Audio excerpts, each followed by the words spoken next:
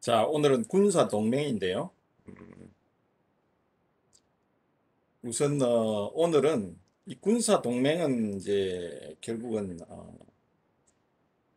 우리 이제 현실 국가 안보 달성을 위해서 이 국가들이 선택할 수 있는 가장 이제 확실한 방법은 외부 세력의 침략을 막아내거나 억제할 수 있는 충분한 군사력을 가지고 있으면 해결이 되지만, 그런데 이런 군사력을 보유하기 위해서는 많은 자원과 노력이 필요하죠. 그래서 이제 많은 개별 국가들은 이런 자원과 노력의 제약성 때문에 결국은 동맹을 선호하는 것이죠. 그래서 오늘은 이제 이 동맹에서 국가 안보 달성을 하기 위한 수단으로서 있던 동맹의 주요 내용에 대해서 우리가 한번 논의를 해보고자 합니다. 그래서 우선 동맹 개념과 목적을 먼저 좀 알아봅시다. 그리고 그 다음에 이제 이 동맹 개념과 목적을 좀 알아보고요. 그 다음에 이제 동맹을 우리가 여러 가지로 이제 분류를 하는데요. 이런 동맹의 분류. 그리고 동맹의 특성이 있습니다. 뭐 비용이 발생하고 또 안보와 자율성에 이제 트레이드 오프, 맞교환이 생기는 이런 어떤 교환 관계에 대해서 좀 살펴보고요. 그 다음에 이 동맹을 관리하는 데 있어서는 여러 가지 딜레마 현상이 있게 마련입니다. 포기와 연루의 위협을 느끼게 되는 이런 동맹 딜레마, 그리고 이런 동맹 딜레마를 극복하기 위해서는 어떻게 해야 하는지 이 동맹의 관리 이 순으로 좀 강의를 진행하도록 할게요. 자, 우리 국가 간의 갈등이 첨예하게 대립되는 게 국제적인 현실이죠. 그래서 이제 앞에서 설명한 대로 가장 확실한 안보 방법은 충분한 군사력을 건설하는 거예요. 이게 대표적인 현실주의적 안보관이죠. 그런데 이제 이런 군사력 건설에는 이제 많은 돈이 들어가죠. 그렇기 때문에 대안으로서 타국과의 동맹을 선호하게 되는 것이죠. 대표적인 게 한미동맹이 바로 이런 경우입니다. 우리가 1950년대에 한국전쟁을 겪었잖아요. 그래서 53년도에 이제 휴전이 성립이 되면서 그때만 해도 우리나라가 굉장히 우리 스스로 안보를 달성할 수 있는 어떤 경제적 여력이 전혀 없었죠. 오히려 남북한 간의 경제적 우위는 북한이 갖고 있었죠. 군사적으로나 또 경제적으로나. 그 정도로 우리가 굉장히 가난한 나라였어요. 50년대 한국전쟁 당시에는. 그렇기 때문에 결국은 휴전 이후에 한국의 안보를 지키기 위해서는 결국은 이제 당시 이승만 정부에서 이제 집요하게 노력한 게 바로 한미동맹이죠. 처음에 이제 미국은 이 한미동맹에서 굉장히 부정적인 시각을 갖고 있었어요. 그러나 이승만 대통령이 이제 고도의 정치력을 발휘해서 결국은 한미 상호 방위 조약을 이끌어내었고, 이 한미 상호 방위 조약을 기반으로 해서 한미 동맹을 체결하게 된 것이죠. 그래서 오늘날 이 50년, 53년에 체결된 한미 상호 방위 조약을 근거로 해서 우리 한반도의 안보는 기본적으로 한미 연합 방위 체제의 성격을 띠고 있는 것이죠. 자, 이때 이제 우리가 우리 안보를 스스로 달성하기 위해서는 상당한 재원이 필요했는데 그 재원 마련이 곤란한 그런 상황이기 때문에 결국은 대안으로서 우리가 동맹을 찾아낸 것이죠. 이게 바로 이제 동맹을 체결하는 하나의 이유죠, 그죠? 한미 동맹이 대표적인 사례고요. 이 동맹이라는 것은요, 여기 보면 둘 이상의 국가, 자, 여기 둘 이상의 국가,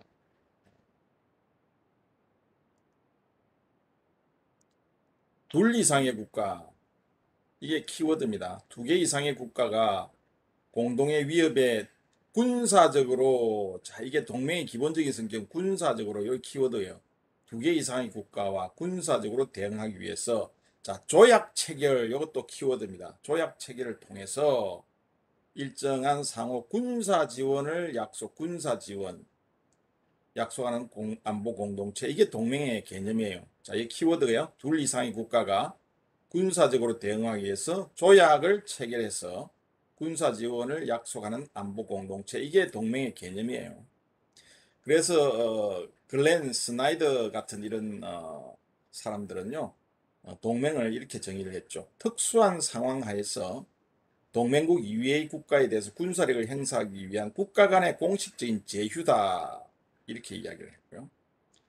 그 다음에 스테판 월트 같은 사람은 둘 또는 그 이상의 주권 국가들 사이에서 안보 협력을 위해 맺은 공식적 또는 비공식적 합의다. 여기에 이제 일반적으로 동맹은 조약 체결을 통해서 체결이 되는 게 보통의 경우인데요. 그러나 비공식적으로도 조약의 체결 없이도 동맹이 체결될 수는 있습니다. 그러나 현실 세계에서 그러한 조약 체결 없이 동맹을 체결하는 경우는 그렇게 많지는 않아요.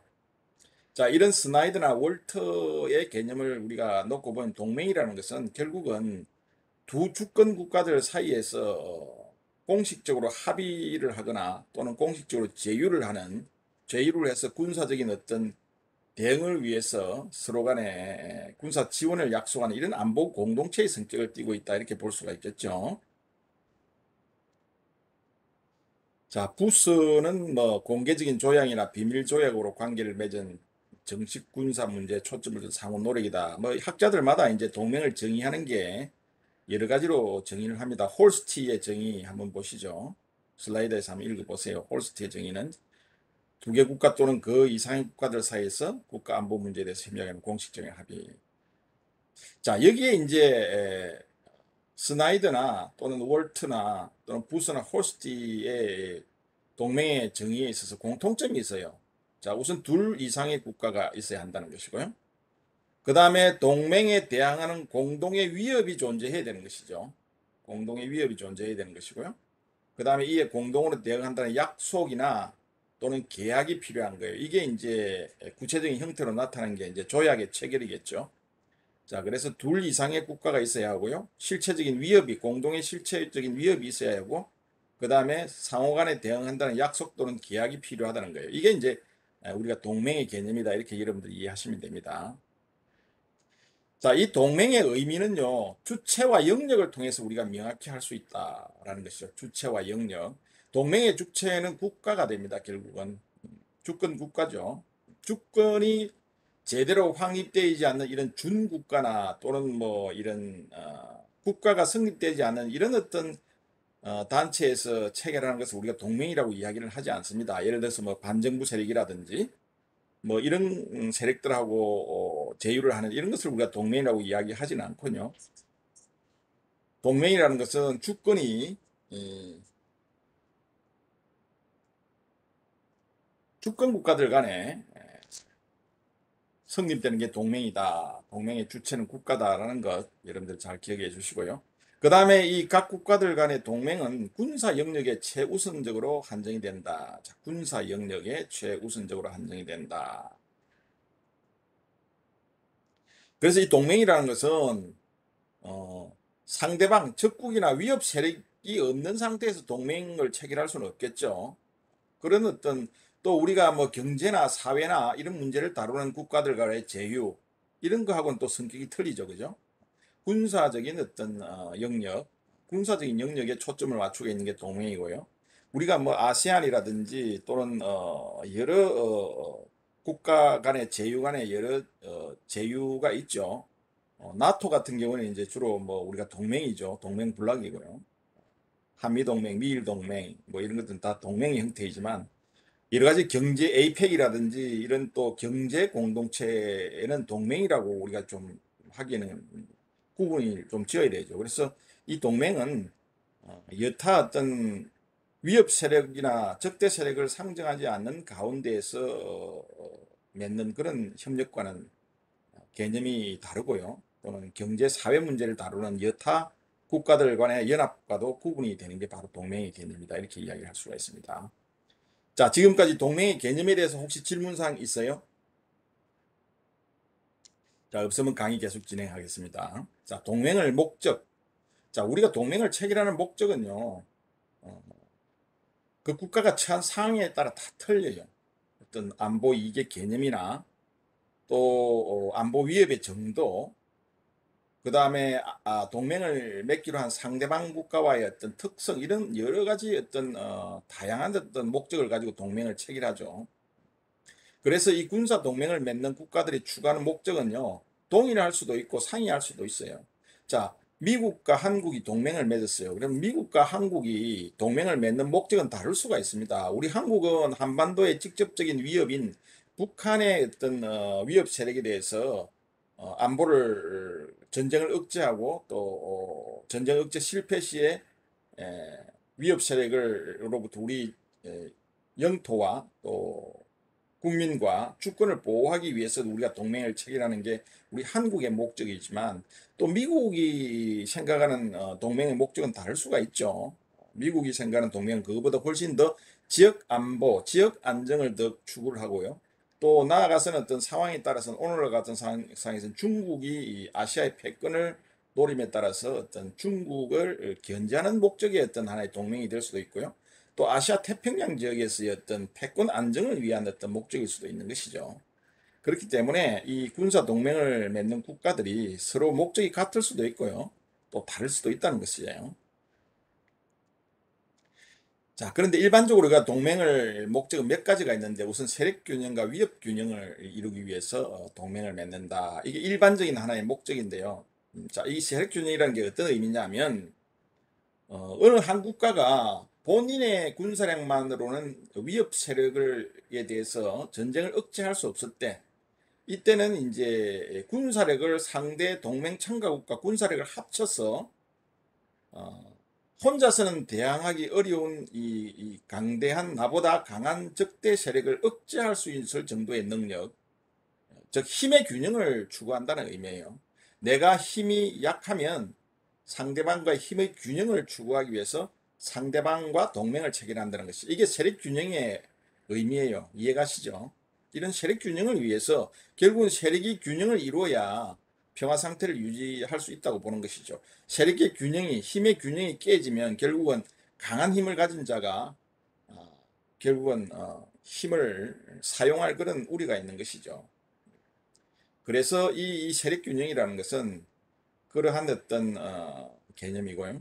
이 모겐소, 한스 모겐소 같은 사람은 현실주의자의 대표적인 학파, 현실주의 학자죠. 이 모겐소는 동맹 이론을 확립하는 데 굉장히 큰 공헌을 한 사람인데요. 이 한스 모겐소는 세력 균형이 작동하기 위해서는 이 동맹의 역할이 필수적이다 이렇게 주장한 대표적인 동맹에 대해서 적극적으로 동맹을 필요성을 강조하는 그런 학자라고 볼 수가 있죠. 자, 이게 이제 세력 균형의 개념이고요. 자, 위협 균형은 세력 균형과는 조금 개념이 틀려요. 위협 개념은 이 세력 균형은 모든 군사력, 즉 A라는 나의 적대국이 있으면 A라는 적대국의 모든 군사력에 대한 힘의 균형을 추구하는 게 세력 균형이에요. 자, 과거의 냉전 시대에 소련의 모든 군사력을 우리가 겨냥을 하는 것은 세력균형이라고 볼 수가 있는 반면에 특정한 어떤 자신들의 위협이 되는 군사력만 억제하는 그런 어떤 균형을 유지하는 데는 위협균형이라고 해요. 조금 어렵죠, 말이. 자, 예를 들면 이거예요. 자, 냉전 시대 소련의 군사력은 이제 크게 유럽과 동북아를 위협하는 두 개의 전선을 형성하고 있었어요. 자, 미국의 서방 세계 입장에서 볼 때 서유럽이 굉장히 중요했고요. 그 다음에 동북아도 중요했어요. 소련의 위협이 자유진영으로 봤을 때. 자, 그래서 일본이 미국과 동맹을 맺은 목적은요. 유럽은 관심이 없죠. 미국 입장에서는 유럽과의 어떤 유럽을 방위해서 나토라는 동맹을 형성을 했고요. 그 다음에 이제 동북아의 어떤 세력 균형을 위해서는 미국 입장에서는 미일 동맹을 맺었고 당시에 또 한미 동맹을 맺었죠. 물론 그 당시에 한미 동맹은 사실은 동북아의 안정보다는 한반도 방어였어요. 지금은 이제 그 동맹의 성격이 좀 변했죠. 나중에 우리가 한미 동맹의 어떤 성격이 군사 동맹에서 포괄적 동맹으로 진화 발전하고 있다는 것은 나중에 자세하게 우리가 논의를 할 건데요. 어쨌든 당시에 냉전 시대에 미국이 소련을 견제하기 위해서 세력 균형을 유지하기 위해서 서유럽의 나토라는 동맹 블록을 형성하고 동북아에서는 미일 동맹을 체결했죠. 자, 이런 것은 소련의 전반적인 군사력에 대한 힘의 균형을 유지한다는 측면에서 볼 때 미국의 입장에서는 세력 균형을 위한 것이죠. 그러나 일본의 입장에서 볼 때 미일 동맹은 서유럽은 일본의 관심사가 아니죠. 오로지 자국의 방위만 관심이죠. 그러니까 소련의 동북아 지역의 평창만 위협으로 인식을 한다는 것이죠. 그러한 어떤 위협을 균형을 이루기 위해서 동맹을 체결하는 게 이게 이제 결국은 위협 균형을 목적으로 동맹을 체결한다 이렇게 이야기할 수 있죠. 자, 이 부분 이해할 수 있어요? 세력 균형과 위협 균형 차이점 이해가나요?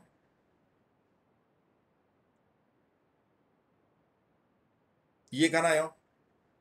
좋습니다. 자, 이해했으면 넘어갑니다. 자, 그래서 동맹을 맺는 체결하는 첫 번째 목적은 세력 균형과 위협 균형이다. 이렇게 여러분들 이해를 하면 되고요. 그 다음에 두 번째는 편성이에요. 밴드웨건이라고 그러는데, 밴드웨건은 우리가 마차에 올라타는 걸 말하죠. 우리가 말이 끄는 마차를 우리가 밴드웨건이라고 그러는데, 이 편성이라는 것은 올라탄다는 뜻이에요. 편성. 편성한다. 이런 말 많이 쓰잖아요. 그죠? 그래서 우리가 영어로 이걸 밴드웨건이라고 그러는데, 마차에 올라탄다는 그런 의미예요. 자, 군사력이 약한 국가는요, 가장 강력한 국가를 억제하기 위해서 군사 동맹에 가입을 해서요.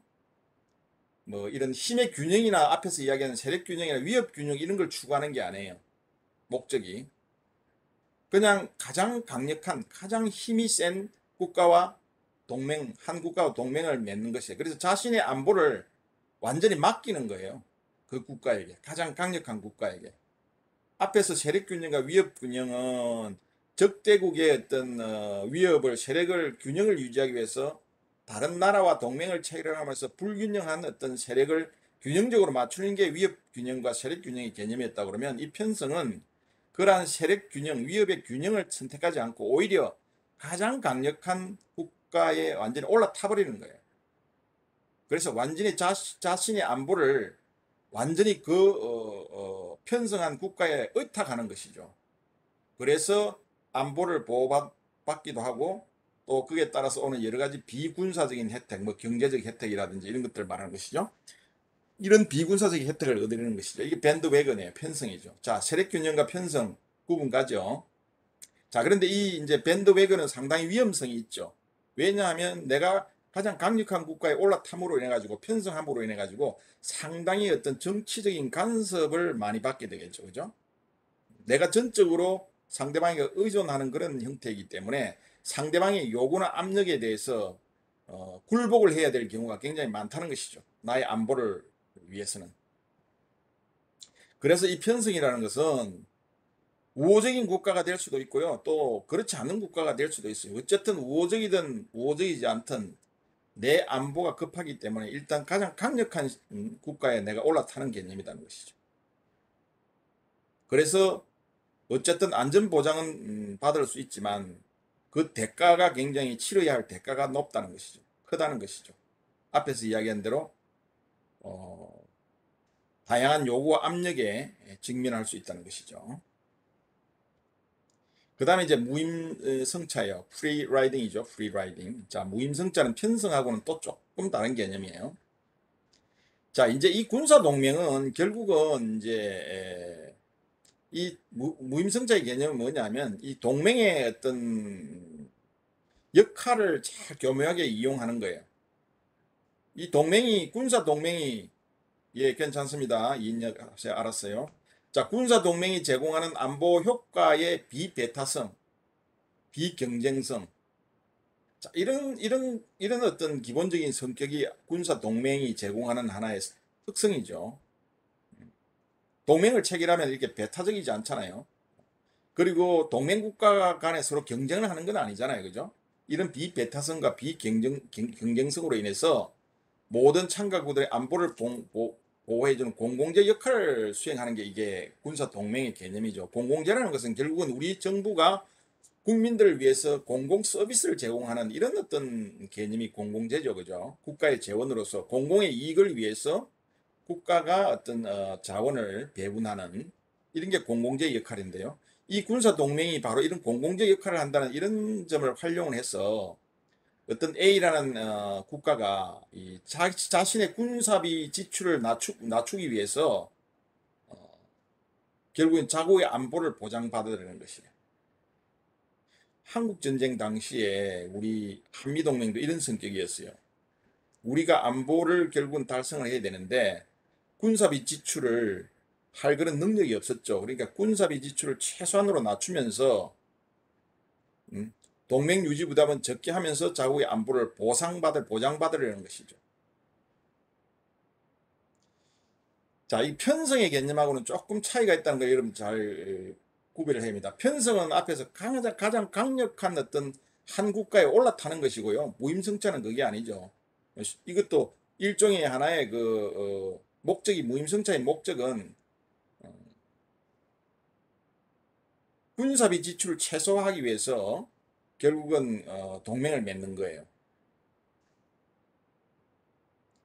그런데 이 편성이나 무임승차는 사실은 이제 기울어지면 기울어질수록 결국은 여러 가지 이제 부작용이 나오겠죠. 편성 같은 경우에는 앞에서 이야기한 대로 여러 가지 압력이나 정치적인 어떤 관심을 많이 받을 것이고요. 무임승차도 결국은 내가 군사비를 지출을 적게 하면서 어떤 강력한 국가와 동맹을 체결함으로써 결국은 상황이 바뀌면 이러한 관계가 깨지기가 쉬울 수도 있어요. 즉 동맹을 체결한 국가에 의해서 상황이 나빠지면 포기되어질 위험성이 높은 거예요.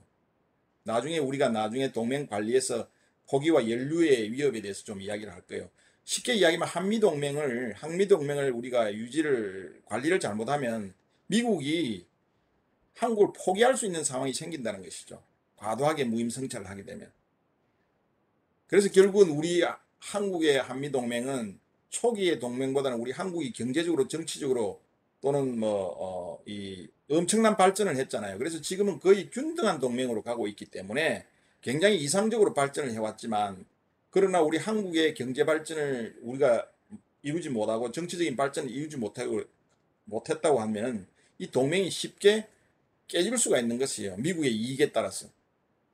이게 이제 무임승차의 위험성이죠. 자, 이 무임승차의 개념은요, 우리가 과거의 냉전 시대에요. 미국과 소련이 핵무기 경쟁을 했죠. 우리가 앞에서 많이 놀이한 대로.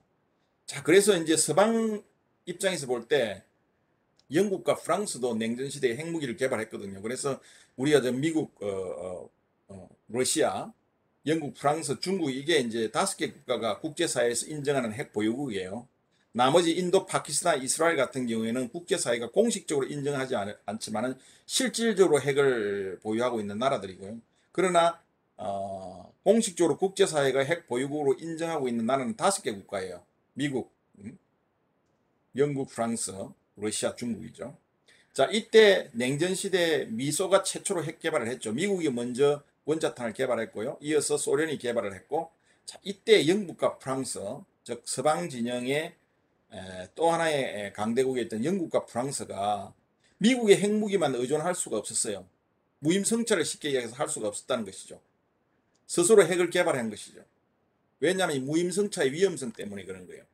미국이라는 핵무기에 무임승차를 하면 나중에 영국과 프랑스는 미국의 요구에 결국은 따라야 된다는 이런 정치적 자율성을 상당히 제한당할 수 있다는 이런 우려 때문에 영국과 프랑스도 독자적인 어떤 핵 개발을 한 것이죠. 중국도 마찬가지입니다. 당시에 소련에 무임승차하지 않고 스스로 핵무기를 개발했죠. 이런 것들은 하나의 무임승차가 가져올 안보상의 부정적 영향을 우려했기 때문에 그런 것이죠. 자, 세력균형, 위협균형, 그 다음에 편성, 무임승차, 동맹의 목적, 여러분들 요거까지 잘 이해했죠? 혹시 질문하세요. 요까지 개념이 좀 혼돈스럽다든지. 이 개념이 상당히 좀 혼돈을 할 수 있어요. 잘못 이해하면. 혹시 질문 있어요? 이해했습니까?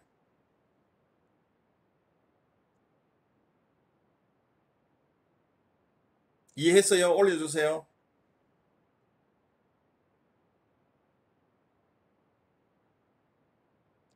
이해가 안 되나요? 자, 편성과 무임승차 다시 설명합니다. 자, 편성은요, 세력균형, 위협균형은 이해했죠. 세력균형과 위협균형을 하는 게 편성이 아니에요. 한 국가를 선택해서 거기에 완전히 자기를 맡기는 거예요. 편성한다는 거예요, 편성. 위협균형이나 세력균형은 내가 힘이 약하기 때문에 내가 약한 힘을 보충하는 개념이 세력균형과 위협균형이었잖아요. 그죠? 내 힘이 20이고 내가 100이라는 힘이 필요한데 상대국 위협 국가의 어떤 100이라는 힘이 있어야 균형을 위해서 평화를 유지할 수 있는데 전쟁이 일어날 수 있는데 내가 힘이 20밖에 없어요. 그럼 80을 동맹을 통해서 동맹 체계를 통해서 80이라는 힘을 보충하는 게 세력 균형과 위협 균형의 개념이에요. 이해가죠, 여기까지? 근데 편성은 그게 아니라 80을 채우는 개념이 아니라 아예 한 국가에 가장 강력한 국가에 내가 완전히 나의 안보를 맡기는 거예요. 그게 뭐 적대국이든 또는 우호국이든 완전히 국가에 나의 안보를 완전히 그냥 편성하는 거예요. 이해갑니까? 세력균형 편성 이해가요? 음. 그게 편성의 개념이에요. 자, 여기에 무임승차는요. 편성처럼 완전히 하나의 강력한 국가에 뭐 우호국이든 또 우호국이지 않은데 이걸 가리는 게 아니라 자기하고 우호적인 어떤 국가를 대상으로 해서 내가 경제적으로 군사력을 건설을 하거나 국방비 지출을 할 수 없는 그런 상황에서 쉽게 이야기하면 국방비 지출을 최소한으로 낮추기 위해서 내가 동맹을 체결하는 거예요. 그래서 결국은 내가 국방비 지출을 최소화하면서 경제 발전을 추구한다든지 기타 사회 발전을 추구한다든지 이런 목적으로 하는 게 무임승차예요. 편성하고는 개념이 틀리죠. 편성은 균형을 위해서 80이라는 힘을 내가 보충하는 개념이고요. 무임승차는 어떤 세력 균형이나 위협 균형을 유지하는 그런 목적은 맞지만은 근본적인 무임승차는 목적은 뭐냐면 군사비 지출을 낮추기 위해서 하는 거예요. 편성하고는 개념이 틀리죠, 분명히. 이해가나요? 나머지 학생들 이해해요? 편성과 무임승차 이해했습니까? 오케이. 자, 편성과 무임승차 조금 혼돈될 수 있어요. 혼돈될 수 있으니까 잘 구분하시고요. 요 예를 보면 잘 알죠. 자, 냉전 시대 영국과 프랑스, 중국이 스스로 핵무장한 게 이게 무임승차의 어떤 편성은 완전히 나 자신의 몸을 상대방이 어택하기 때문에 무조건 상대방이 어택한 사람의 말을 듣지 않을 수가 없는 거예요. 그죠? 무임승차도 마찬가지예요. 내가 비용을 100원이라는 비용을 지출을 해야 되는데 뭐 내가 지출할 능력이 있기 때문에 상대 국가에 많은 것을 의존하잖아요. 무임승차하잖아요. 그죠? 그런데 편성은 완전히 그냥 맡기는 것이고 무임승차는 일정 부분은 내가 담당을 하지만 상당 부분을 이제 의존을 하면서 대신에 이거는 우호적인 국가하고 거래를 하는 거죠. 편성은 우호적이든 우호적이지 않든 가장 강력한 한 국가에게 완전히 나이를 맡기는 것이고 무임승차는요. 여러 개의 국가하고도 동맹을 맺을 수도 있는 거예요. 내 군사비 지출을 낮추기 위해서. 대신 우호적인 국가가 와가지고 제휴를 하겠죠. 그게 하나의 국가가 될 수도 있고 또 두 개의 국가도 될 수 있는 것이죠.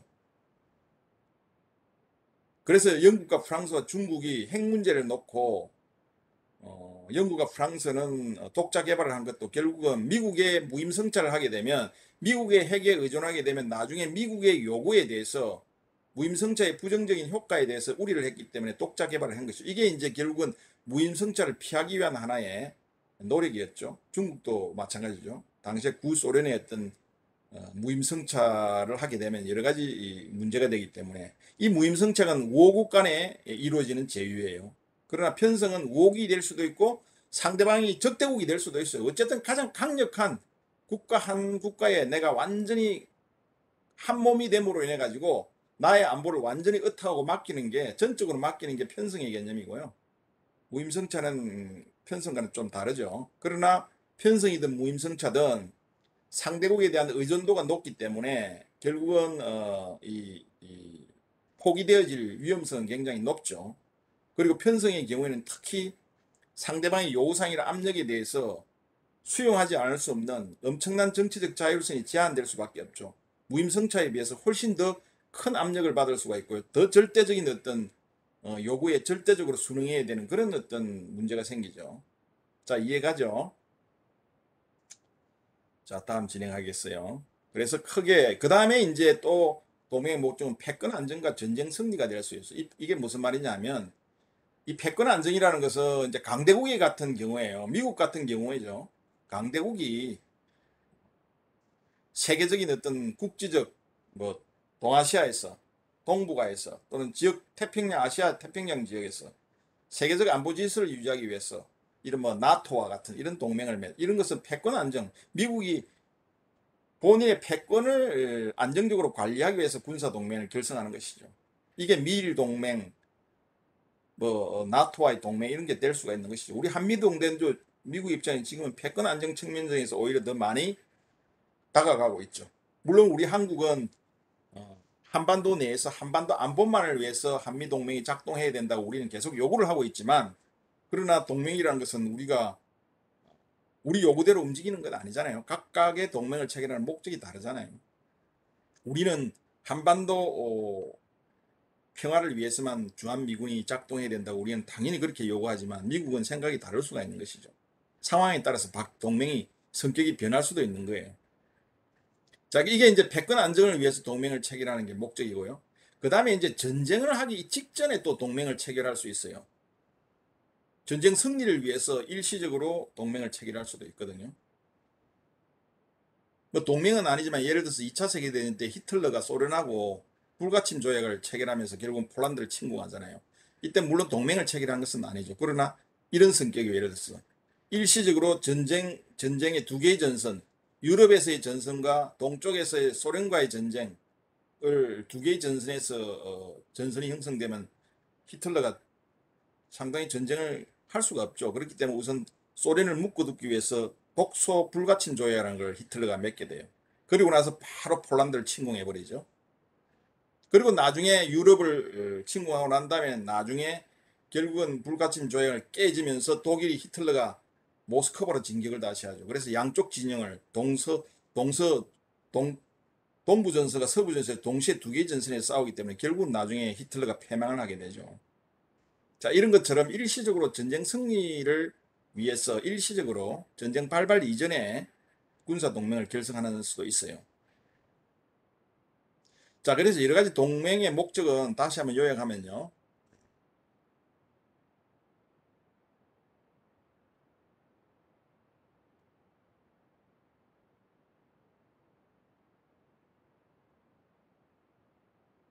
우선 세력 균형과 위협 균형을 위해서 동맹을 체결할 수가 있고요.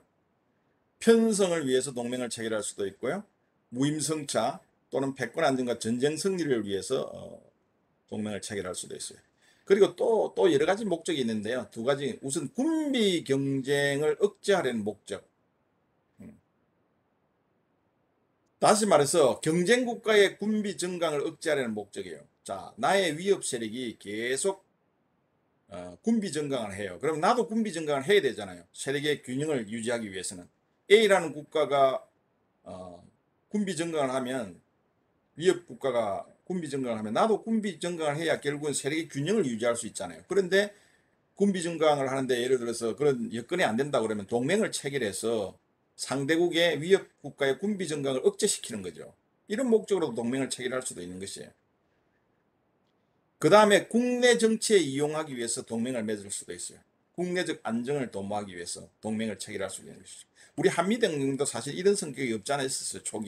초기에 이 냉전 시대였기 때문에 우리 이 좌우의 어떤 이데올로기가 극심하게 대립했던 시기죠. 한국 전쟁 이후에는. 그래서 한미 동맹을 통해서 국내 안정, 물론 그게 주 목적은 아니었어요. 한반도에서의 어떤 제2의 한국 전쟁을 방지하기, 억제하기 위한 목적이 최우선적인 목적이었지만, 당시에 우리 남한 내에도 좌우 이념 대립이 극심했기 때문에 한미 동맹을 통해서 국내 정치의 안정적인 어떤 환경 조성도 없지 않아 큰 목적 중에 하나였죠.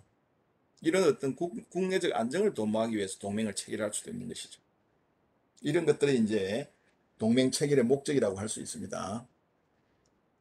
자, 지금까지 우리가 강의한 내용에 대해서 혹시 질문 있습니까? 없으면 넘어갑니다. 자, 다음은 동맹을 분류에 대해서 좀 이야기를 할게요. 자, 동맹은요, 지리적인 범위, 참가국의 수, 그 다음에 이익의 성격, 조약 체결의 여부, 참가국의 국력 등에 따라서 여러 가지로 분류를 하는데요. 자, 지리적 범위는 우선 지역 동맹하고 범세계적 동맹이 있습니다.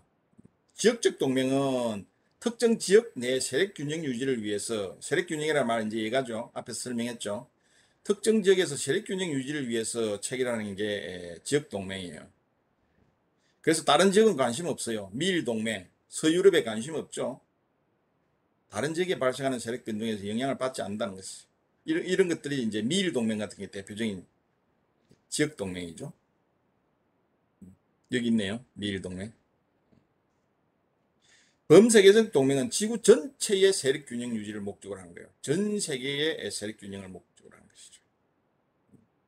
자, 나토 같은 게 대표적인 것이에요. 당시에 2차 세계대전이 끝나고 미국과 소련이 이데올로기를 중심으로 동서 냉전 시대에 접어들었잖아요. 이때 이제 서유럽의 방위를 위해서 북대서양 조약기구를 체결하게 되고 또 이 동쪽 진영에서는 소련을 중심으로 한 바르샤바 조약기구 WTO가 이제 형성이 되죠. 그래서 이 나토와 네이토와 WTO가 대립하는 이런 동맹 군락을 형성했었죠. 그런데 이 네이토라는 것은 서유럽만 방위의 목적이 있었던 것이 아니고요. 미국과 소련이라는 전 세계 질서를 놓고 패권을 다루던 두 패권 국가 간의 어떤 세력 균형을 위한 게 바로 이 네이토와 WTO예요. 이런 것들은 범세계적 동맹이죠. 자, 이해가죠? 지역 동맹하고 범지역 동맹. 지리적 범위에 따라서 우리가 이렇게 구분합니다. 그 다음에 동맹이 국가가 몇 개 국가인에 따라서 우리가 양자동맹. 양자동맹은 뭐 양자는 두 개국이죠. 다자는 다 마늘 다자고요. 양자는 뭐 bilateral. 그죠? 두 개죠, 두 개. 동맹 참고국이 둘뿐인 국가는 양자동맹이에요. 한미동맹, 미일동맹, 뭐 양자동맹이죠. 그 다음에 이제 네이토나 앞에서 얘기한 WTO는 여러 국가들이 있잖아요. 이거는 다자동맹이죠.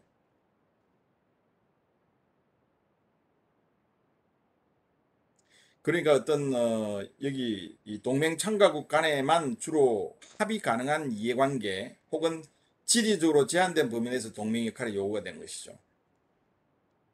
이 양자동맹이라는 것은요. 다자동맹은 3개 이상의 국가, 3자동맹이 될 수도 있고 4자동맹이 될 수도 있어요.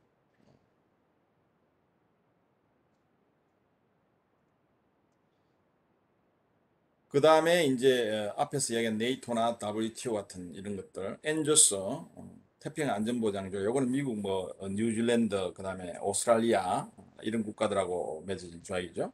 이런 조약들 셋 이상인 경우는 다자동맹이라고 합니다. 뭐 이건 크게 어려움이 없죠. 그 다음에 이게 성격에 따라 동종, 같은 종류다 이 말이죠. 동종, 같을 동자에다가 종류, 그죠? 이종, 다를 이자죠. 다르다는 것이요. 이종, 이익이 다르다는 것이에요. 서로. 동종 이익이라는 것은 이익이 같을 동자, 같다는 것이고요. 이종이라는 것은 이익이 다른 종류라는 것이죠. 다를 이자예요. 동맹 참가자가 동맹으로 받는 혜택 또는 동맹 형성 목적이 동일할 때는 동종 이익 동맹. 영국과 미국의 동맹은 서로 똑같은 거예요. 영미 동맹은 범세계적인 동맹, 범세계의 어떤 패권 안정과 서유럽 방위를 란 두 개의 이익이 영국과 미국이 동맹으로부터 누리는 혜택이 똑같아요. 이익이 똑같아요. 이게 뭐냐면 동종 이익 동맹이에요. 그러니까 영국은 대유럽 정책, 유럽 쪽의 세력 균형을 유지하는 게 목적이었죠. 미국도 마찬가지거든요. 당시에 대유럽 정책도 동일했어요. 그리고 이 경우에 영국과 미국이 힘을 합침으로써 동맹을 체결함으로써 당시에 소련을 견제하는 이런 어떤 동맹의 목적으로 체결한 게 영미동맹이죠. 이 영미동맹은 동종이익동맹이다 이렇게 설명을 할 수가 있고요. 그 다음에 혜택이 서로 다를 경우는 이종이익동맹인데요. 그러나 이제 상호 보완 관계에 있는 것이죠. 혜택은 다르지만 상호 보완적이에요. 완전히 배타적인 것은 아니고요. 그러니까 목적이 완전히 다른 것은 아니죠. 그런 상호 보완적인데 동일하지는 않다는 거예요. 한 동맹국 간의 어떤 혜택이 다른 동맹국가의 받는 혜택 때문에 이제 가능하다는 것이죠. 한미동맹의 경우죠. 자, 한국의 경우에는 북한의 대남 도발 억제가 주 목적이죠. 그래서 한반도 평화와 안정을 추구한다는 점에서는 미국 간의 이익이 똑같아요. 그죠? 그런데 미국은 한미동맹을 통해서 일본 방위를 또 추구하죠. 한국은 일본 방위에는 아무 관심이 없어요. 한반도 방위에만 관심이 있는 것이죠. 그러나 미국은 한미동맹이 하나의 일본을 중요한 아시아의 방위선으로 미국은 보고 있죠. 그러니까 그런 측면에서 우리 한국은 최전선에 있는 거예요. 그러니까 완충적인 어떤 역할을 할 수밖에 없죠. 미국 입장에서 볼 때는. 그래서 엄밀하게 이야기하면 당시에 동맹을 체결할 때는 일본의 방위가 미국 입장에서는 한반도 방위보다 훨씬 더 미국의 국익에는 훨씬 더 중요했죠. 그래서 우리가 한미동맹은 우리 한국 같은 경우에는 한반도 방위에만 관심이 있었지만 미국은 한반도 방위뿐만 아니고 미국, 일본의 방위를 추구하는 데도 한미동맹을 활용하는 어떤 내심을 가지고 있었다는 것이죠. 상호 보완적이라는 것이죠.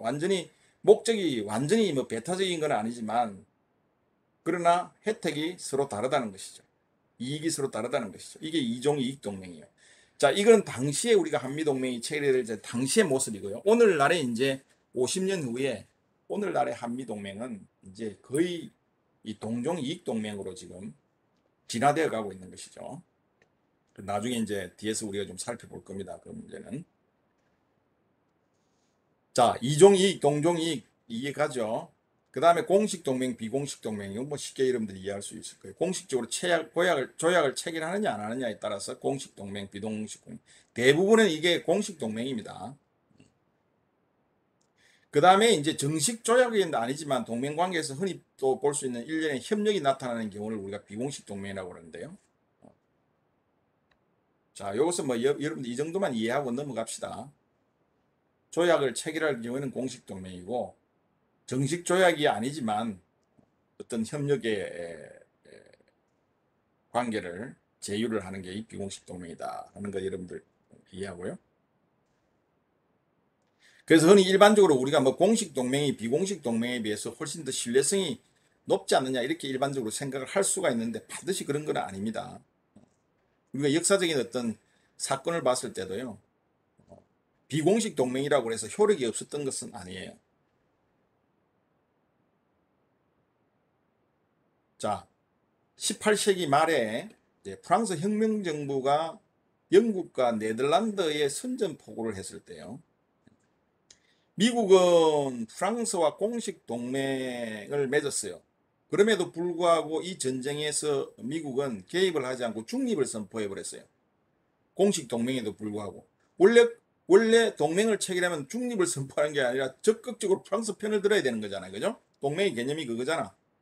그럼에도 불구하고 공식적으로 동맹을 맺었음에도 불구하고 중립을 선포했죠. 자, 그런데 또 한편으로는요. 1939년 제2차 세계대전 당시에 미국과 영국은 공식 동맹국이 아니었어요. 이 당시에는. 2차 세계대전 당시에. 그런데 결국은 독일이 전쟁을 일으켰기 때문에 히틀러가 전쟁을 일으켰기 때문에 영국과 미국은 그 이후에 강력한 어떤 원조를 해서 독일과 연합국으로 싸웠죠. 그죠? 공식 동맹국이 아니고 비공식적으로 서로 간에 동맹을 체결한 그런 상태였지만 훨씬 더 강력한 힘을 발휘했다는 것이죠. 앞에 프랑스, 미국 같은 경우에는 공식 동맹을 맺었지만 미국이 중립을 선포했고 또 미국과 영국이 비공식 동맹이었지만 훨씬 더 강력한 어떤 효과를 발휘했다는 것이죠. 그래서 우리가 일반적으로 공식 동맹이 비공식 동맹보다 훨씬 더 강하다 이렇게 반드시 우리는 이야기할 수 없다는 것이죠. 그 당시에 상황이 많이 좌우하겠죠. 그 다음에 이제 균등 행위자 간, 불균등 행위자 간 동맹이에요. 자, 이거는 뭐 말 그대로 동맹을 체결하는 국가가 서로 동등한 어떤 입장에서 동맹을 체결하면 균등 행위자 간 동맹이고요. 그 다음에 서로 불균형적인 행위자로서 동맹을 체결하면 불균등 행위자 간 동맹이에요. 국력이 큰 차이가 크면은 불균형 행위자 간 동맹이겠죠. 우리 최초에 출발했던 한미동맹도 불균형 행위자 간 동맹이었어요. 한국 정쟁 당시에 미국과 우리 한국 국력 차이는 최고 세계에서 가난한 국가와 세계에서 최고 부자인 강한 선진국가의 동맹 체계니까 국력 차이가 뭐 끝에서 끝이었죠. 당연히 불균형 행위자 간 동맹이었죠. 그러나 지금은 오늘날에 우리 한국은 OECD 선진국 대회에 들었었잖아요. OECD 10위권 국가잖아요. 지금은 이제 우리가 불균등 행위자 간 동맹이라고 할 수가 없어요. 한미동맹은. 균등 행위자 간 동맹으로 옮겨가고 있죠. 그래서 포괄적 어떤 전략 동맹으로 옮아가고 있다. 이렇게 우리가 흔히 이야기를 해요. 군사 동맹의 성격에서 정치, 경제, 사회적 발전을 위해서 범세계적인 어떤 평화와 안정을 위해서 공동의 노력을 하는 이런 어떤 동맹 형태로 지금 점진적으로 진화 발전돼 가고 있는 이 개념이 포괄적 전략 동맹, Comprehensive Strategic Alliance 이렇게 흔히 이야기를 하죠. 그러나 최초의 한미 동맹은 아주 심각한 불균형 행위자는 동맹이었어요. 50년, 53년도에 체결했을 때는. 자, 이런 것들이 이제 균등 행위장한 불균등 행위장한 동맹이라고 우리가 이야기를 할 수가 있고요. 자, 오늘은 좀 빨리 진행해서 휴식 없이 좀 수업을 강의를 일찍 마치겠습니다. 그래서 국력에 따라서 이제 또는 뭐 우리가 강대국, 중강국, 약소국으로 이렇게 국가를 분류하죠. 강대국. 그래서 강대국과 중강국, 강대국과 약소국 이런 어떤 국력 차이가 있으면 불균등한 동맹이 되는 거예요. 그 다음에 강대국과 강대국 또는 약소국과 약소국 이런 국력의 차이가 없으면 균등한 동맹이 되는 것이고요. 그리고 동맹 체결 후에 이제 동맹 참가국들이 국력이 변화가 생기게 되면 앞에서 우리 한미동맹처럼 불균등 행위자 간 동맹에서 균등 동의자 행명으로 변화가 가능한 것이죠. 그리고 나토라는 국가는 유럽의 여러 국가들이 나토 동맹에 가입했잖아요. 여기는 국력 차이가 다 달라요. 국력이 대등한 어떤 그런 프랑스나 영국이나 독일 같은 이런 국가가 있는 반면에 훨씬 또 국력이 또 낮은 폴란드나 뭐 여러 국력이 상대적으로 낮은 또 국가가 있죠. 이런 국가들은 결국은 다자 동맹을 맺고 있는데 이것을 우리가 균등 동맹, 불균등 동맹이 이렇게 막 뒤섞여 있는 이런 경우도 있을 수가 있는 것이죠. 자, 여기까지 궁금한 거 있으면 질문하세요. 동맹의 분류에 대해서 이해가나요? 음.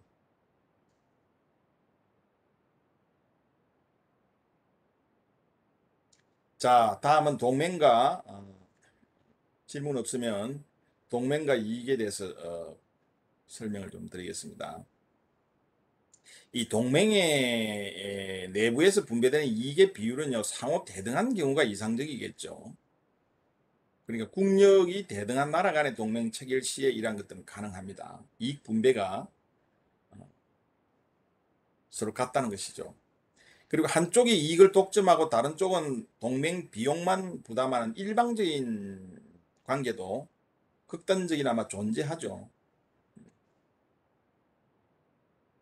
이런 경우에는 이제 불가피하게 영토를 꼭 보존해야 될 경우나 정치 통합이 동맹의 목적일 경우에 해당되죠. 우리 한미동맹도 사실 영토 보존, 당시에 우리가 일방적으로 동맹 비용을 무상 원조에 언조하던 시기였잖아요. 결국 우리 안보가 백척 간도에 서 있었기 때문에 한쪽이 이익을 독점하고 다른 쪽은 동맹 비용만 부담하는, 미국이 전적으로 동맹 비용을 부담해야 됐었죠. 그럼에도 불구하고 또 한쪽이 얻는 게 있죠. 그죠? 아까 같은 무임승차에서 여러 가지 어떤 정치적인 어떤 자율성 이런 것들이 이제 많이 배제가 되겠죠. 그러나 이상적인 것은 어쨌든 이익의 비율이 대등한 경우가 가장 이상적이다라는 것이죠. 그런데 현실 세계에서는 이런 이상적 동맹은 뭐 사실 동맹을 맺을 필요성을 거의 많이 느끼지는 못할 거예요. 오히려 내가 세력 균형을 위해서 동맹을 체결하는 경우가 많기 때문에 이런 어떤 이상적 동맹은 흔치가 않죠. 그래서 이 보충적 관계가 지배적이죠. 보충적 관계가 동맹을 체결해서 위협의 균형을 이룬다든지 세력 균형을 이루는 이런 보충적인 관계가 지배적인 어떤 동맹의 형태고요. 그 다음에 정책 결정과 이익 분배에 있어서 강대국이 약소국인 동맹국에 비해서 이점을 가지고 있기 때문에 이 마키아벨리 같은 사람들은 꼭 필요하지 않는 경우에 빼고는 가급적 동맹을 맺지 말라고 이렇게 이야기를 한 사람들도 있어요. 그러나 그것은 마키아벨리 시대 당시에 그 이탈리아가 통일되기 이전에 도시국가를 형성하고 있을 때 군주들이 통치하는 그런 어떤 정치적 환경이었고요. 오늘날 환경과는 말이 다르죠. 그러나 분명한 것은 약소국 입장에서는 강대국과 동맹을 맺었을 때는 약소국이 상당 부분을 양보해야 한다는 그런 각오는 해야 되겠죠. 나한테 절박한 것을, 내가 절박한 문제를 해결하기 위해서 나의 것을 내어줄 준비가 되어 있어야 한다는 것이죠. 이게 나중에 이제 우리가 뒷부분에 좀 이야기할 텐데요. 어쩔 수 없는 것이죠. 그런 걸 다 알고 동맹을 체결하는 것이죠, 사실은. 나의 안보를 지키기 위해서. 그래서 어, 또는 약소국이지만 또 강대국 간의 국제관계 면에서 또 약소국이 상당한 가치를 가지는 경우가 있어요. 뭐 자원이 예를 들어서 거기에 엄청난 석유가 매장이 되어 있다든지 또는 뭐 전략적으로 굉장히 중요한 요충지라든지 이러면은 약소국이지만 결국은 동맹의 가치가 훨씬 더 올라가겠죠. 자, 군사 기지를 둘러싼 미국과 아이슬란드 관계 이런 게 대표적인 것이죠. 그 다음에 원유를 둘러싼 영국과 이라크 관계. 그죠? 국력 차이는 엄청나죠. 영국과 이라크 그리고 미국과 아이슬란드 엄청나게 나지만 이 두 국가는 국력과는 전혀 어울리지 않게 사실은 이라크나 이 아이슬란드는 높은 어떤 지위를 누린 적이 있었죠. 과거에. 이것은 뭐냐면 약소국이겠지만 결국은 어떤 그 국가의 어떤 엄청난 가치를 보유하고 있는 경우에는 이 약소국이지만 일반적인 경우와는 달리 동맹으로서의 어떤 지위를 높은 지위를 유지할 수 있다는 것이죠.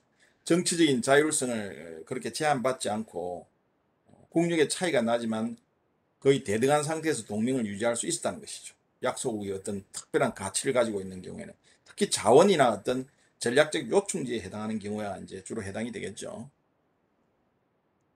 자, 그럼 동맹의 어떤 이 특성과 한계에 대해서 좀 이야기해 봅시다. 이 굉장히 중요해요, 이 부분이. 자, 동맹을 유지하기 위해서는요, 유지 비용이 발생합니다.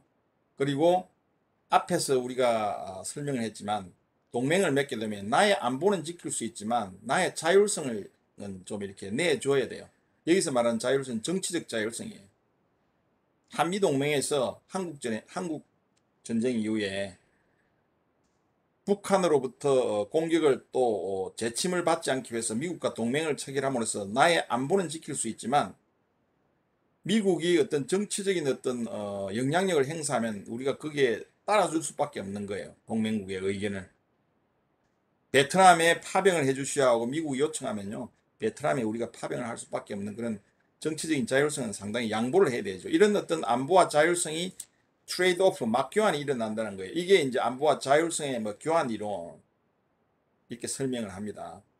이게 이제 동맹의 특성과 한계를 설명하는 중요한 두 가지 개념이라고 할 수가 있어요. 자, 동맹 유지에 발생하는 비용은 크게 세 가지 개념으로 발생하는데 우선 주둔군 비용 분담이에요. 코스트 시어링. 자, 우리 한국 주한미군이 한국에 2만 5천이 주둔을 하고 있죠. 여기에 이제 우리가 주한미군이 주둔할 수 있는 평택에 또는 뭐 대구에 외관에 의정부 동두천에 여러 주둔 시설을 무상으로 제공하고 있죠. 이런 건 다 주둔군 비용 분담이에요. 어떠한 동맹국이 다른 동맹의 군대가 자국에 주둔하는 것을 허용하면서 발생하는 거예요. 한반도의 주한미군이 주둔하는 것을 허용함으로써 발생하는 게 비용 분담이죠. 토지나 시설 무료 사용 이런 게 해당이 되고요. 그 다음에 주한미군에 대해서는 세금이나 공공요금을 감면해줘. 전기세 있는 거 우리가 다 내죠. 다 내주죠. 그 다음에 주한미군에 많은 한국인 근로자들이 있거든요. 거기 가면. 이 월급도 다 우리가 주둔군 비용 분담을 한 1년에 1조씩 우리가 줍니다. 그럼 거기에서 다 인건비가 지출이 되는 거예요. 간접적인 형태로. 여기 있네. 현지 고용인 인건비. 이런 것들은 다 주둔군 비용 분담의 개념으로서 동맹 유지가 발생하죠. 최초에는 사실은 우리가 비용을 하나도 분담을 안 했어요. 그러나 지금은 이제 1조 정도의 비용 분담을 하고 있고요. 매년 이제 협상을 통해서 비용 분담금이 결정이 되는데 미국은 이제 계속 정액을 요구하고 있죠. 트럼프가 대통령 할 때는 전액을 다 너희가 분담해라 이렇게 상당히 한미 간에 좀 갈등이 심각했어요. 5조를 요구했죠. 5조를 지금부터 5배를. 그러나 협상에 의해서 매년 이제 협상을 통해서 점점 액수가 증대되고 있죠. 뭐 그건 당연한 거죠. 우리가 그만큼 과거에 비해서는 우리 경제력이 높아졌고요. 그리고 우리가 주한미군의 주둔을 허용하지 않고 동맹을 체결하지 않는 상태에서 오늘날의 어떤 세력 균형을 유지하기 위해서는 훨씬 더 많은 비용이 들어가겠죠. 그러나 우리가 비용 대 효과 면에서 볼 때 동맹이 훨씬 더 유리하기 때문에 우리가 한미 동맹을 절대적인 어떤 필요성을 인정하는 것이죠. 진보적인 정권도요, 한미 동맹을 깬다는 생각은 한 번도 한 적이 없어요. 물론 어떤 국내의 어떤 본인들의 어떤 정치적 어떤 지지 기반을 확보하기 위해서 겉으로는 뭐 한미 동맹을 굉장히 비판을 하기로 하지만 사실은 정책적으로는 그런 것을 절대로 허용하지는 않죠. 지금 문재인 정부도 그렇고 노무현 정부도 그렇고요. 겉으로는 굉장히 이제 상당한 어떤 한미 동맹에서 굉장히 비판적인 입장을 취하지만 근본적으로 한미 동맹을 체결이 불필요하다고 주장한 적은 한 번도 없어요. 그만큼 한미 동맹은 절대적으로 우리 한반도 방위에 있어서 여야를 떠나서 굉장히 중요하다는 인식을 갖고 있기 때문인 것이죠. 물론 정도의 차이는 상당히 나죠. 보수 정권과 진보 정권은 한미 동맹을 바라보는 차이는 심각하게 갭은 있어요. 그러나 근본적으로 한미 동맹을 부정하지는 않아요. 그만큼 한미 동맹이 중요하다는 것을 진보 세력이든 또는 보수 세력이든 다 인정을 하고 있다는 것이죠. 그러나 분명히 안보하는 방법은 상당한 차이가 있죠. 현실주의적인 안보 방법과 자유주의적인 어떤 안보 방법에서는 상당한 격차가 있다는 것을 우리가 알 수가 있고요. 그런 걸로 해서 우리 사회적인 갈등이 상당히 많이 발생하고 있고, 우리 안보하는 방법에 대해서 서로 간에 갑론을박이 굉장히 심각하죠. 대북 관계에 있어서도 남북 관계에 있어서도 진보적 정권과 보수적 정권은 엄청난 차이를 가지고 있죠. 중국과의 관계도 마찬가지입니다. 사드에 대해서 굉장히 비판적인 입장을 진보 세력에서는 많이 갖고 있잖아요. 그래서 우리가 사드 배치를 가지고 상당히 심각한 논란이 있었죠. 그러나 근본적으로 한미 동맹의 필요성에 대해서는 서로 공감하는 입장이다. 이렇게 여러분들 균형 있게 잘 이해를 해야 됩니다. 우리가 흔히 신문이나 뭐 이런 어떤 정치 세력들이 주장하는 그걸 액면 그대로 우리가 받아들여서 한미 관계를 잘못 왜곡 해석하게 되면 상당히 균형감을 잃을 수가 있는 것입니다. 그 다음에 두 번째는 방위 역할 분담을 통해서 또 동맹 유지가 비용이 발생한다는 것이죠. 이 방위 역할 분담은 뭐냐면요. A라는 국가와 B라는 국가가 동맹을 체결하게 되면 상대방 국가의 동맹국을 지원할 수 있는 군사력을 유지하거나 군사비를 우리가 지출을 한다는 거예요. 이 한미동맹에서는 이제 사실은 방위 역할 분담이라는 것은 없죠, 사실은. 우리가 미국의 어떤 미국을 지원하기 위해서 우리가 미국의 군사력을 어떤 증강시키기 위해서 우리가 군사비를 지출하고 이런 건 아니잖아요. 그죠? 그러나 이제 서유럽은 틀리죠. 미국과 서유럽의 관계에 있어서는.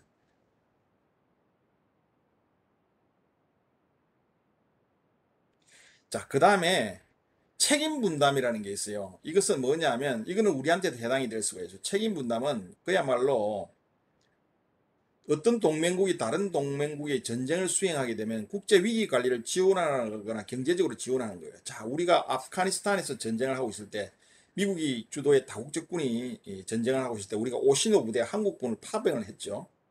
이라크와의 전쟁에서도 마찬가지죠. 우리 자이툰 부대를 파병을 했죠. 그죠? 테러와의 전쟁에서도 지금 청해 부대가 소말리아 지역에 나가서 해적 퇴치 활동을 하고 있죠. 물론 그것도 결국은 미국 주도의 다국적 활동, 이런 거는 결국 우리가 미국하고 동맹 관계이기 때문에 이런 미국의 동맹국이 전쟁 수행에 대해서 우리가 지원을 보내고 서포팅을 하고 그 다음에 국제 위기 관리를 서로 지원하는 개념이죠. 그럼 여기에 많은 비용이 우리 스스로도 들잖아요. 이런 것들은 책임 분담의 개념이에요. 미국과 우리가 동맹을 체결함으로써 결국은 동맹국의 전쟁 수행이나 국제 위기 관리를 우리가 지원하고 경제적으로 지원하는 개념이기 때문에 책임 분담의 소요가 발생하는 것이죠. 두 번째도 마찬가지죠.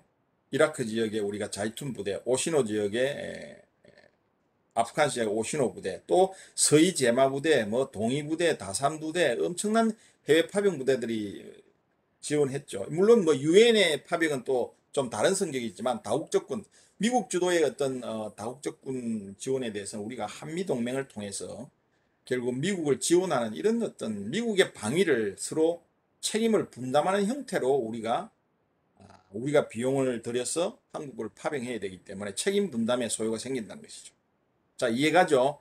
자, 잘 구분해야 됩니다. 주둔군 비용은 쉽게 이야기하면 주한미군이 한반도에 주둔함으로써 우리가 부담해야 될 비용. 방위 역할 분담은 뭐 우리하고는 크게 상관이 없지만 어떤 동맹국이 스스로의 힘으로 자국의 안보를 일정 수준 책임질 수 있을 뿐만 아니고 유사시에 다른 동맹국을 지원할 수 있는 정도의 군사를 유지하거나 군사비를 지출하는 것이에요. 그러니까 상대방 국가에 대해서 군사력 증강에 우리가 돈을 보태주는 것이죠. 경제적으로. 이런 게 방위 역할 분담이고요. 그 다음에 책임 분담은 어떤 동맹국이 다른 동맹국의 전쟁 수행이나 국제 위기 관리를 지원하는 경제적으로 지원하는 개념이다. 이런 책임 분담이다. 자, 이런 어떤 형태로든지 동맹을 유지하는 데 이런 비용이 발생한다는 거예요. 그걸 여러분들이 잘 이해하시고요. 자, 그 다음에 안보와 자율성의 교환 문제인데요.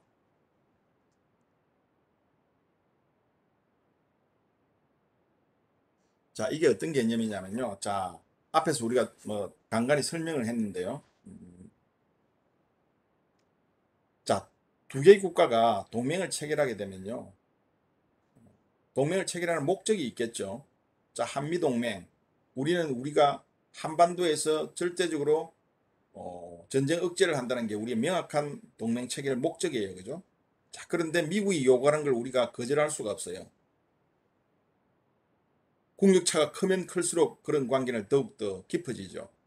자, 그래서 우리가 안보 이익은 우리가 챙길 수 있지만 국가의 자율성은 제한을 받는다는 거예요. 이걸 우리가 안보와 자율성의 교환 모델이라고 이야기합니다. 트레이드 오프가 생긴다는 거죠. 하나를 주고 하나를 받고 하나를 내줘야 된다는 그런 이야기예요. 좀 심플하게 이야기하면. 그죠? 동맹 참여국들은 안보 이익을 보장받지만 동시에 국가 자율성은 제한을 받는다는 거예요. 이 안보 이익이라는 것은 결국은 뭐예요? 군사적, 경제적 원조받는 걸 말하는 것이고요. 국가 자율성은 우리 국가의 대내외적인 정책 결정에서 받는 정치적 자율성이에요. 간섭, 쉽게 이야기하면 정치적으로 좀 간섭하면 그것을 받아들일 수밖에 없다는 것이죠. 이런 안보와 자율성의 교환이 일어날 수밖에 없다는 것이죠. 불균형자 간 동맹일수록 이런 것은 더욱더 심각해지겠죠. 그래서 동맹에 참여하는 국가들은 이런 교환 관계를 고려해서 동맹에서 얻게 될 안보 이익과 또 그걸로 인해서 잃게 될 자율성의 정도를 서로 비교해서 동맹 정책을 잘 수립해야 된다는 것이죠. 최대한 우리는 많이 얻고 적게 주는 구조로 가야 나한테 유리하잖아요. 그죠? 그래서 적대국의 위협 수준이 높고 우리 한반도처럼 자국의 안보 역량이 상대적으로 약할 경우 우리 한반도 50년대 상황이에요. 한국전쟁 직후의 상황이죠. 전쟁의 어떤 위험성은 북한이 다시 공격할 위험성은 굉장히 높았고 우리 안보 역량은 굉장히 빈약했죠. 이런 경우에는 결국은 뭐죠? 우리가 안보 이익을 우선적으로 우리가 보장받기 위해서는 일정 부분 우리가 국가 자율성을 포기할 수밖에 없었어요. 그래서 무상 원조를 통해서 미국의 무상 원조를 통해서 그 무상 원조를 바탕으로 해서 우리가 군사비 지출을 최소한으로 줄이면서 무임승차를 한 것이죠. 무임승차를 해서 경제개발을 주도해서 50년 만에 오늘날의 선진국 대열에 들어선 거예요. 그래서 세계에서 가장 어떤 모범적인 하나의 동맹을 통해서 우리가 동맹 관리를 잘했다고 볼 수가 있죠. 엄청난 국익을 우리가 50년 만에 한미동맹을 잘 이용해서 우리가 한반도의 안보도 지키고 또 경제적으로 급성장할 수 있는 이런 어떤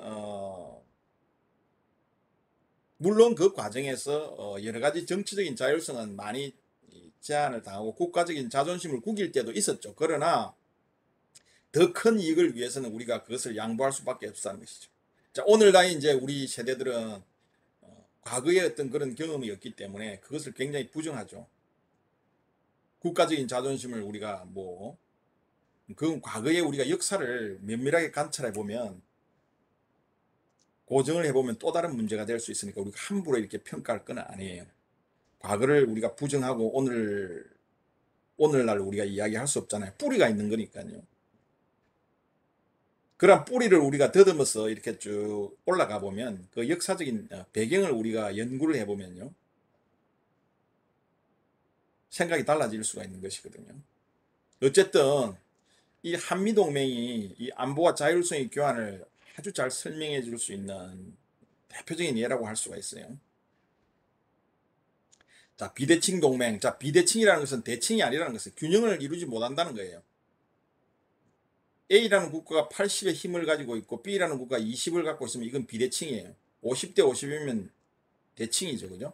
비대칭, 균등, 이건 같은, 불균등 같은 의미죠. 비대칭, 불균등. 비대칭 동맹, 불균형자 간 동맹 같은 의미예요. 이 비대칭 동맹에서 국력의 차이가 나는 어떤 국가 간의 동맹 체계에 있어서는 안보와 자율성의 교환은 동맹국 모두에게 국익이 정진돼요. 약소국은 안보를 달성하는 그런 어떤 이익을 얻게 되는 것이고요. 자, 요거죠. 강대국은 약소국으로부터 얻을 수 있는 안보 이익은 상대적으로 낮죠. 미국이 우리한테 뭐 안보 이익을 얻을 것은 없잖아요. 50년대 한미동맹을 가지고. 그 다음에 약소국은 그런데 이제 미국은 우리를 통해서 한미동맹을 통해서 뭐 안보 이익을 받을 일은 없지만 우리 한국의 대내외 정책에 영향력을 행사함으로써 미국의 국익을 추구할 수 있죠.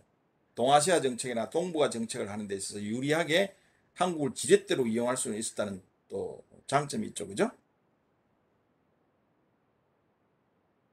그 다음에 약소국의 군사 원조 혹은 자국의 군사 자원 활용을 통해서 이제 안보를 제공하게 되죠. 강대국들은.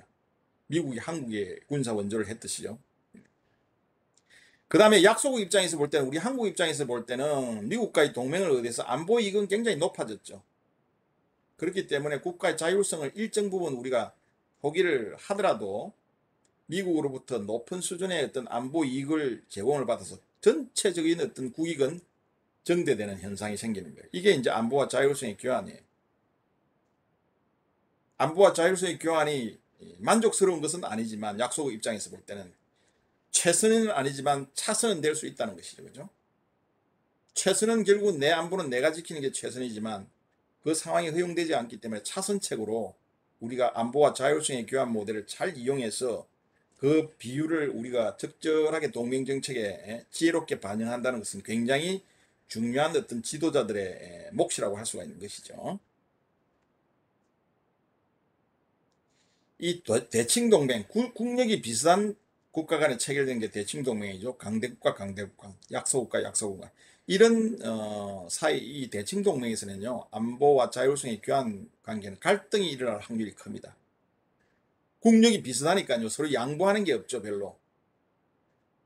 국력의 차이 나니까 나는 어떤 사람은 서로 얻을 수 있는 게 명확하기 때문에 서로 각자가 얻는 것을 얻기 때문에 명확하게 만족을 하지만 국력이 비슷하면 서로 얻을 수 있는 게 명확하지 않기 때문에 서로 갈등이 계속 줄다리게 할 수밖에 없는 것이죠. 이해가죠, 이거는. 그죠? 그래서 이게 이제 결국은 이런 대칭 동맹에서는 국가 이익이 첨예하게 대립이 되게 되면 결국은 분쟁의 가능성이 높아서 동맹이 깨질 확률이 크죠. 그래서 일반적으로 대칭 동맹보다는 비대칭 동맹이 결성되기가 쉽고 더 오래 지속되는 경향이 있다는 거예요. 실제로 우리가 비대칭 동맹의 사례가 더 많고요. 대칭 동맹보다는 비대칭 동맹이 평균적으로 더 오래 지속된다는 연구 결과도 우리가 확인을 할 수가 있는 겁니다. 자, 동맹의 관리. 자, 지금까지 설명한 부분에 혹시 질문 있어요? 안보와 자율성의 교환 모델에 대해서 질문이 있나요? 이해 안 가는 부분이 있어요? 없으면 계속 진행하겠습니다. 동맹 관리. 자, 동맹의 딜레마. 자, 이제 우리가 동맹국 간에는 딜레마를 느끼게 됩니다. 동맹을 관계를 유지하면. 자, 포기와 연루의 위협을 느낀다는 건데, abandonment 하면 포기한다는 거예요. 연루라는 것은 연루된다 이렇게 이야기하잖아요. entrapment, 갇힌다는 뜻이에요. 어쩔 수 없이 그 상황에 내가 개입을 하게 된다는 그런 의미예요. 연루된다 이렇게 이야기하잖아요. abandonment, 포기와 연루의 위협을 느끼는데요. 자, 이러한 어떤 동맹을 국간에는 포기와 연루의 위협을 느끼게 되는데요. 자, 이런 걸 우리가 동맹의 딜레마를 느낀다 이렇게 이야기를 해요. 그래서 이 딜레마에 빠져버리면 안 되겠죠. 딜레마를 극복해야 동맹이 유지되고 딜레마를 극복하지 못하면 동맹이 깨지는 거잖아요. 그죠? 그래서 이 딜레마를 관리하기 위해서는 공약과 지원을 적절하게 조정을 하는 이런 전략을 구사하게 된다는 것이죠. 자, 공약과 지역의 조정이라는 것을 뒤에서 설명을 하겠습니다. 자, 동맹 참여국은요, 동맹 파트너의 의도와 관련해서 포기와 연루의 위협을 느끼게 되는데 이걸 우리가 동맹의 딜레마라고 그러고요. 포기라는 의미는 어떤 의미냐면 동맹 파트너가 동맹 의무를 이행하지 않을지도 모른다는 가능성에서 오는 위협이에요. 자, 한미동맹에서 예를 들어서 미국이 우리 한반도를 포기하고 철수할지도 모른다. 70년대 카트 정부가 들어서면서 주한미군 철수 문제가 굉장히 심각하게 논의됐습니다. 다음 주차에 우리가 한미동맹 사례 연구할 때 심각하게 다룰 거예요. 70년대 그래서 실질적으로 그 당시에 미 2사단과 미 7사단이 한반도에 주둔해 있었는데 7사단이 딱 빠졌고 지미 카트 대통령이 한반도에서 전면적인 미군 철수를 공약으로 대통령이 당선이 되었어요. 그래서 실제로 대통령이 된 다음에 나머지 주한미군을 다 전면 철수하는 계획을 추진을 했죠. 그런데 그때의 우리 한국의 강력한 어떤 반대와 그리고 소련의 어떤 군비 정광 이런 게 가속화됨으로 해서 결국은 이제 7사단만 철수하고 2사단은 그대로 남아있어 오늘날까지 유지가 되고 있죠. 이 당시에 우리 한국 입장에서는 지미 카터 행정부에서는 우리가 포기의 위협을 느꼈죠. 아, 미국이 이제 우리 한반도의 안보를 포기하는구나. 포기의 위협을 느끼는 거예요. 이게 포기의 위협이에요. 한국이 미국에 대해서 느끼는 어떤 포기의 위협이죠. 동맹 간에. 동맹 심각해지면 동맹이 깨지고 동맹에서 탈퇴하게 되죠. 그죠?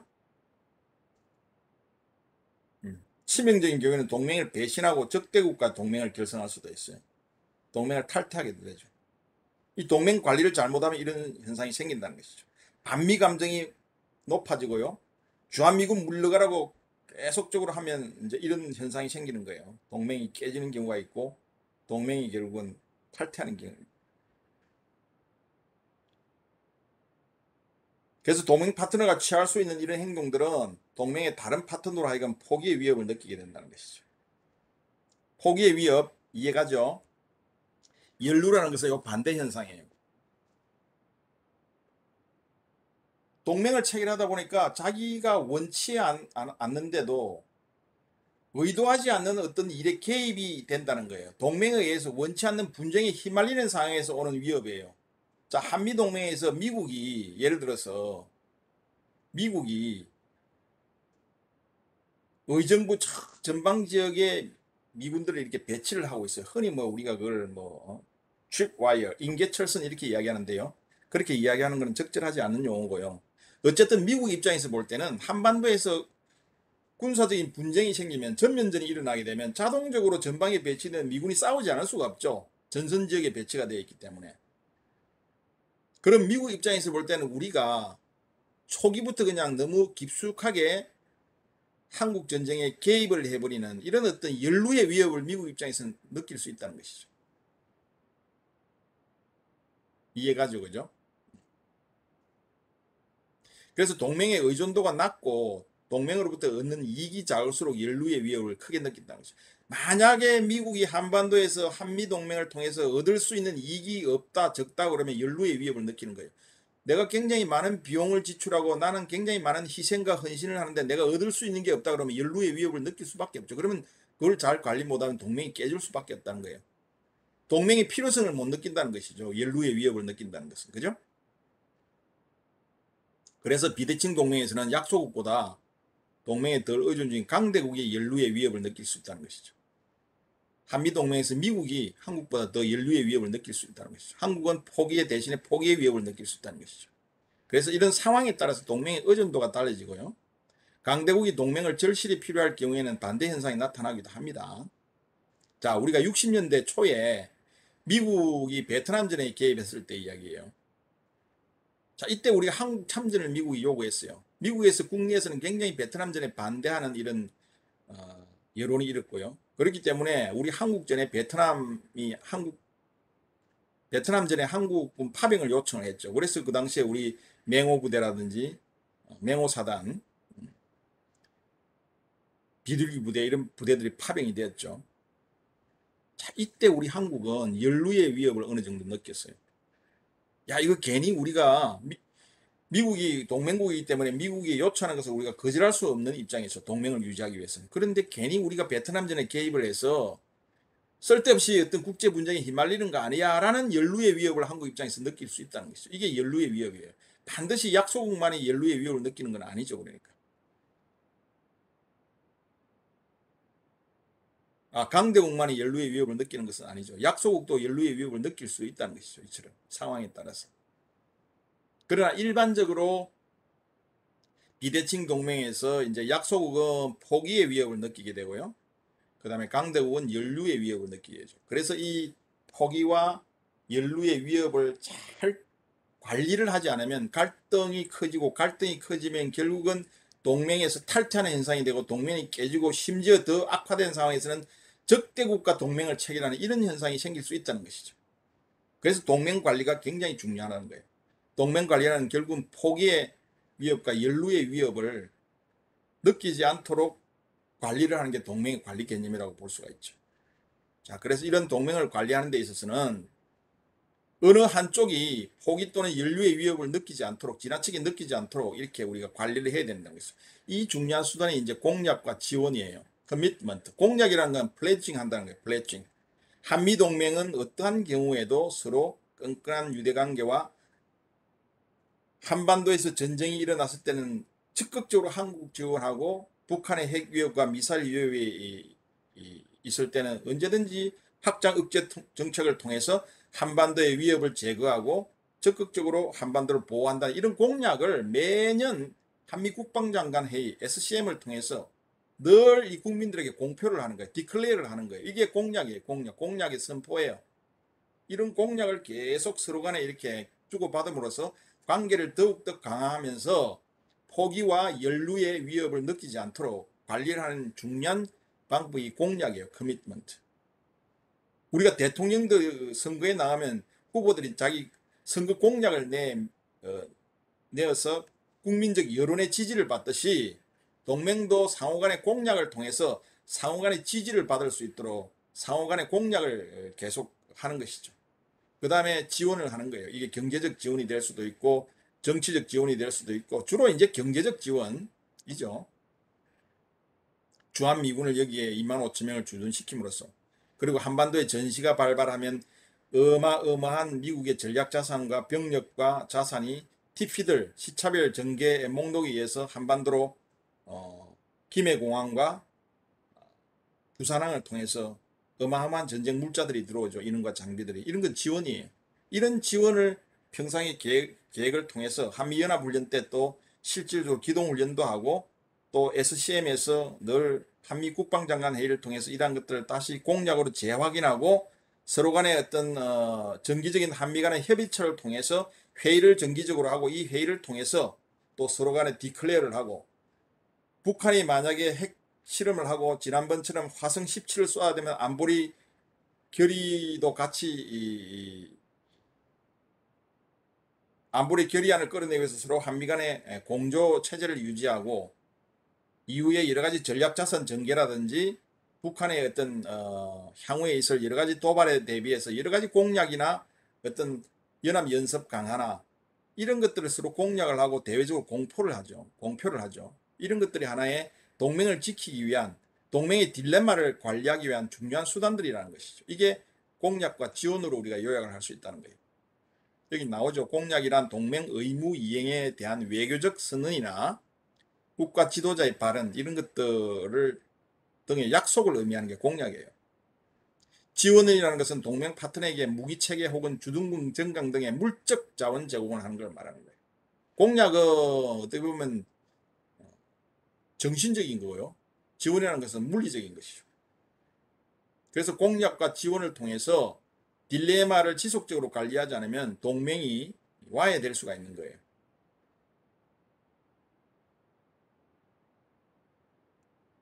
그래서 만약에 어느 국가가 포기의 위협을 심하게 느끼게 되면 결국은 강한 지원과 공약을 통해서 위협을 줄여줄 필요가 있는 것이죠.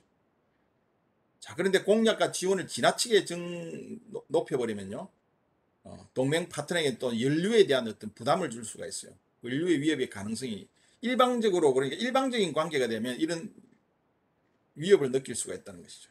우리 한국이 지속적으로 미국에 너무 많은 어떤 이런 공약과 지원을 요구하게 되면 미국 입장에서는 연루의 위협을 느낄 수밖에 없기 때문에 이런 공약과 지원은 적절한 어떤 상황에 맞는 이런 균형을 유지해야 된다는 것이죠. 어느 동맹국이 연루의 위협을 심하게 느낄 경우, 미국이 연루의 위협을 한반도에서 심하게 느낄 경우에는 이 동맹국이 약속한 공약과 지원을 축소시켜서 위협을 줄여줘야 된다는 것이죠.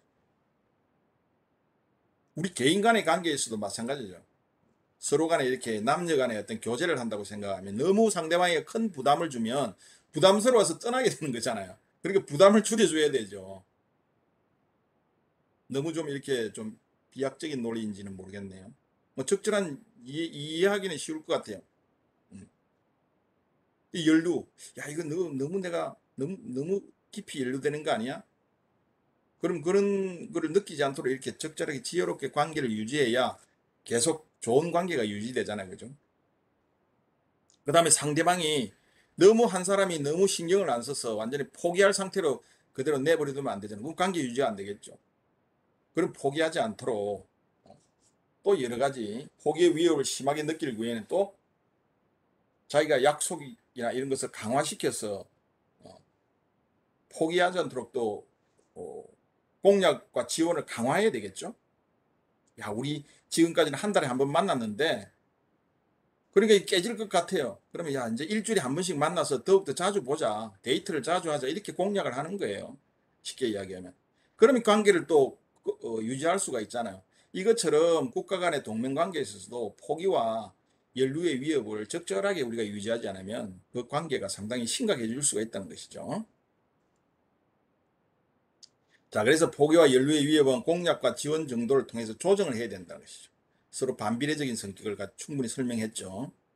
그래서 공약과 지원의 지나친 강화나 또 지나친 약화는 포기와 연루의 위협 중 어느 하나를 줄여주는 동시에 또 다른 하나를 증가시키는 역할을 하게 되는 것이죠. 그래서 이 동맹의 딜레마가 극단으로 치우치지 않기 위해서는 적절한 공약, 적절한 지원을 통해서 포기와 연루의 위협이 균형을 이루는 전략이 필요하다. 이게 핵심 내용이에요. 이거요. 포기와 연루의 위협이 균형을 이루는 전략. 이 말을 하기 위해서 사실은 길게 설명한 거예요. 이 말을 이해하기 위해서는 포기와 연루의 위협을 이해를 해야 되고 동맹의 딜레마가 뭔지 이해를 해야 되고 안보와 자율성의 교환 이론을 이해를 해야 사실 이 한 줄이 이해가 가는 거예요. 그죠? 자, 지금까지 설명한 데서 혹시 질문이 있어요? 다 이해했습니까? 채팅창에 올려주세요. 지금 강의 듣고 있는 거죠? 강의 듣고 있는 거죠? 자, 좋습니다. 요약합니다. 자, 동맹은 둘 이상 국가들 조약 체계를 통해서 군사 지원을 약속하는 안보 공동체를 의미한다. 자, 동맹을 체결하는 목적은 세력 균형, 위협 균형, 편성, 무임승차, 패권 안정, 전쟁 승리, 군비 정가, 대체, 국내적 안정 설명했죠. 이런 목적, 동맹의 목적. 그 다음에 동맹의 분류의 지역적 동맹, 범세계적 동맹, 지역에 따라서, 그 다음에 참가국 수에 따라서 양자동맹, 다자동맹, 이익에 따라서 동종이익, 이종이익이 있고요. 조약 체결 여부에 따라서 공식, 비공식 동맹, 그 다음에 국력에 따라서 균등 행위장한 동맹, 불균등 행위장한 동맹 이렇게 분류한다고 그랬죠. 그 다음에 동맹을 유지하는 과정에서는 비용이 발생하는데 크게 주둔군 비용 분담, 방위 역할 분담, 책임 분담 등 이런 형태로 동맹국들이 지불해야 할 비용이 발생한다는 것이고요. 동맹국가는 안보와 자율성의 안보의가 아니고요. 안보와 자율성의 교환이 일어난다고 그랬죠. 그래서 동맹에 참여하는 국가들은 안보 이익을 제공받는 대신에 국가 자율성의 제약을 받을 수 있다. 여기서 국가 자율성은 정치적 자율성을 주로 이해하는 것이죠. 그 다음에 동맹을 맺는 국가들은 포기와 연루의 위협을 동맹의 딜레마 상황에 놓이게 된다고 그러죠. 포기와 연루의 위협을 느끼는 게 동맹의 딜레마 상황에 빠진다는 의미와 같은 의미예요. 자, 이런 안정적인 동맹 관계를 하기 위해서는 공약과 지원을 적절하게 균형적으로 유지해서 포기와 연루 위협의 균형을 유지해야 하는 게 결국은 동맹을 지속할 수 있는 방법이라고 그랬죠. 자, 오늘 우리가 중요한 내용들이요. 사실 우리가 군사동맹 관계에 대해서 쭉 이야기를 했는데요. 다음 시간에는 우리가 한미동맹 사례를 1900 한국전쟁이 끝나고 한미동맹이 체결이 되었고 오늘날까지 동맹이 유지되고 있는데 이 한미동맹 사례 연구를 좀 해보도록 하겠습니다. 어떻게 동맹이 체결이 되었고 어떻게 발전이 되어 있고 앞으로 미래는 어떻게 발전되어 나가야 하는 이런 문제에 대해서 케이스 스타디를 좀 하도록 하겠습니다. 오늘 강의 여기서 마치겠습니다. 경청해 주셔서 감사합니다. 주말 잘 보내세요. 감사합니다, 교수님. 네.